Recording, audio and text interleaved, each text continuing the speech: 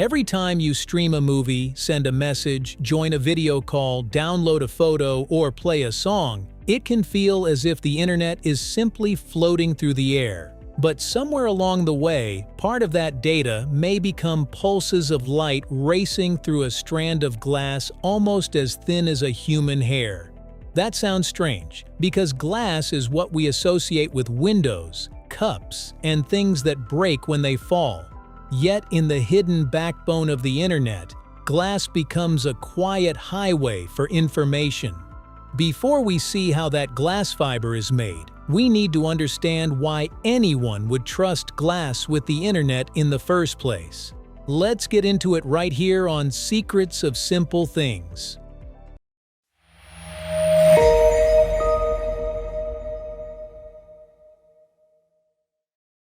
Why glass beats copper? For a long time, when people imagined information moving through a cable, they imagined electricity. Copper wires carry signals as tiny changes in electric current, but electrical signals can pick up interference, lose strength, and become harder to manage as distance and data demand grow. Fiber optics take a different route. Instead of pushing electricity through metal, they send controlled flashes of light through glass. A video, an email, or a voice call does not travel as one solid object. It is broken into patterns: on, off, short pulses, longer gaps, precisely timed signals. The glass is not ordinary window glass. It has to be extremely pure, because even a tiny impurity can scatter or absorb light and weaken the signal. In fiber optics, glass has to be clean enough for light to travel long distances without being swallowed by flaws. That is where the strange part begins. To make a cable thinner than a hair, manufacturers first create something much bigger: the giant glass rod that becomes a tiny fiber. This larger piece is called a preform. At first glance, it looks like a thick glass rod, but it is not blank glass waiting to be stretched. It already contains the internal design of the future fiber. In a way, the preform is the fiber before it becomes tiny. If the finished optical fiber is a super thin noodle, the preform is the giant version before it is pulled into shape. Whatever structure exists inside the preform will also exist inside the final fiber, only smaller and much longer. To build it, manufacturers start with extremely pure chemicals, often based on silicon. These materials are introduced into a rotating glass tube, while heat and controlled reactions create tiny particles of silica. Layer by layer, those particles collect and fuse into ultra-clean glass. The impressive part is not simply that the factory makes glass. It is designing a path for light before the fiber even exists. When the preform is finished, it is a carefully built blueprint, locked inside a glass rod. Inside that rod are two parts that make the trick possible: a path for light and a wall that keeps it from escaping. The core, the cladding, and the trick that traps light. The path in the middle is called the core. This is where the light travels. Around it is another layer of glass called the cladding. The two are almost the same, but their optical properties are slightly different, and that difference lets the fiber guide light. Picture a tunnel. The core is where the light moves forward. The cladding forms the boundary that keeps it from leaking out. When light hits that boundary at the right angle, it reflects inward instead of passing through. This is called total internal reflection. So the fiber does not simply let light pass through glass. It guides the light, controls it, and keeps it moving in the right direction. The core gives light a route. The cladding helps keep it on that route. Together, they turn fragile-looking glass into a controlled highway for information. Once that hidden structure is built into the preform, the next step looks almost impossible: turning a thick glass rod into a thread. Drawing glass in a 2000 degrees Celsius furnace. The preform is lifted into a tall drawing tower, where its lower end is lowered into a furnace heated to roughly 2,000 degrees Celsius. At that temperature, the glass does not melt into a puddle. It softens just enough to be pulled. Then gravity begins the work. A glowing drop forms at the bottom, stretches downward, and becomes a continuous strand. What comes out is not a stream of liquid glass, but a fiber so thin it can be difficult to see with the naked eye. As the strand moves down the tower, it is pulled until it reaches about 125 micrometers in diameter, close to the width of a human hair. That number is not a rough target. It has to stay consistent because the shape of the fiber affects how light travels inside it.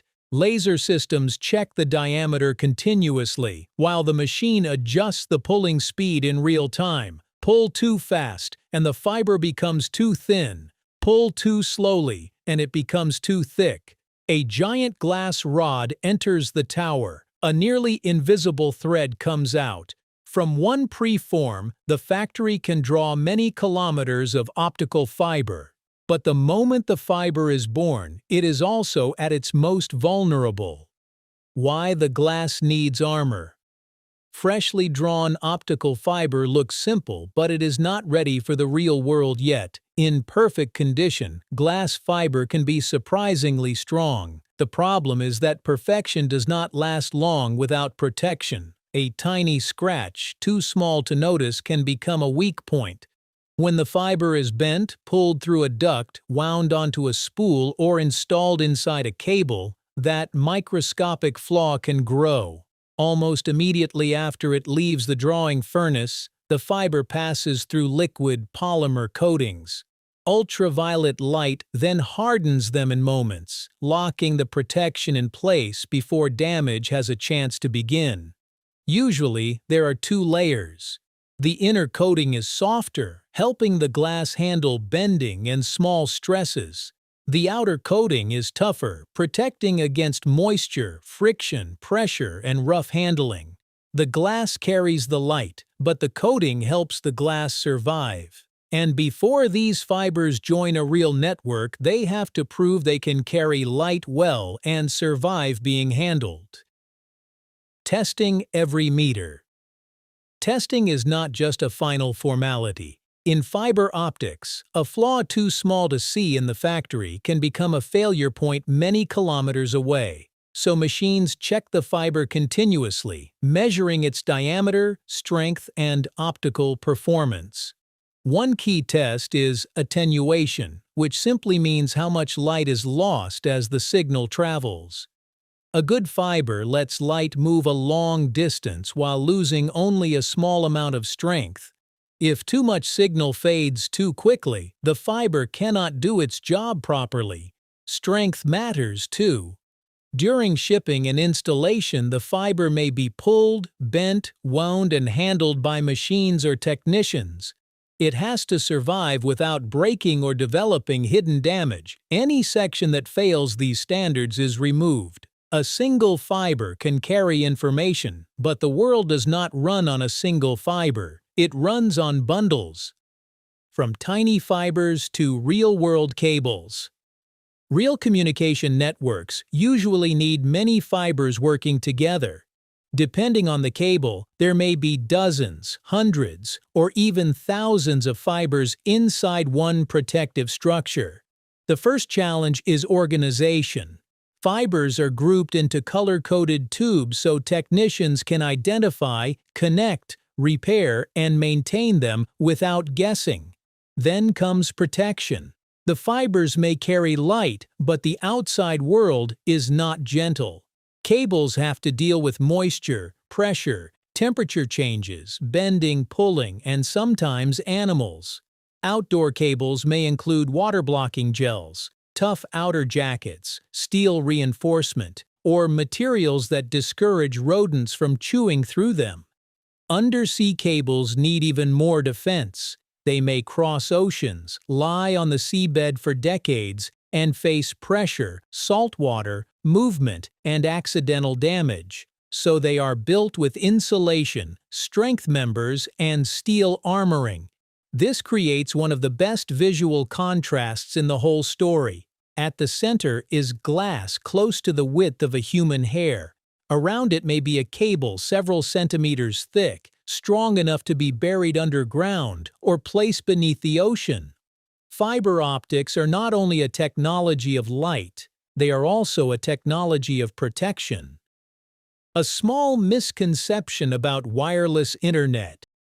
Here is the part that is easy to miss. When people say the internet is wireless, they are usually talking about the last short jump to a phone, laptop, or router. The bigger journey often still depends on cables. A video may reach your phone through Wi-Fi or 5G, but before that, it may have moved through data centers, underground fiber routes, and long-distance networks. The wireless world still depends on wires, and many of the most important wires are not metal anymore. They are glass. The invisible invention.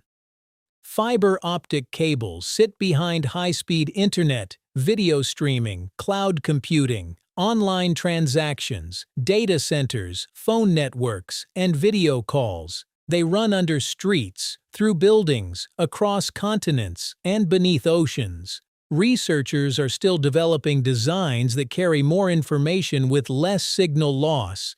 So the next time a video loads instantly, the most impressive part may not be the screen. It may be the invisible path behind it. A fiber optic cable begins with ultra-pure chemicals, becomes a designed preform, passes through a furnace near 2000 degrees Celsius, turns into a 125 micrometer strand, receives coatings, passes tests, and joins other fibers inside real-world cables. The result is easy to overlook because most of us never see it. Yet a large part of modern life depends on these tiny strands doing their quiet work. Humanity built a high-speed world by learning how to send light through glass. One of the most important inventions of modern life is not something most of us ever see. It is a strand of glass, carrying light, hidden inside the cables that quietly connect the world. And the next time your video loads in seconds, remember, somewhere far away, light may be racing through glass just to bring it to you. If you enjoy discovering the hidden stories behind simple things, subscribe to Secret of Simple Things and stay with us for the next one.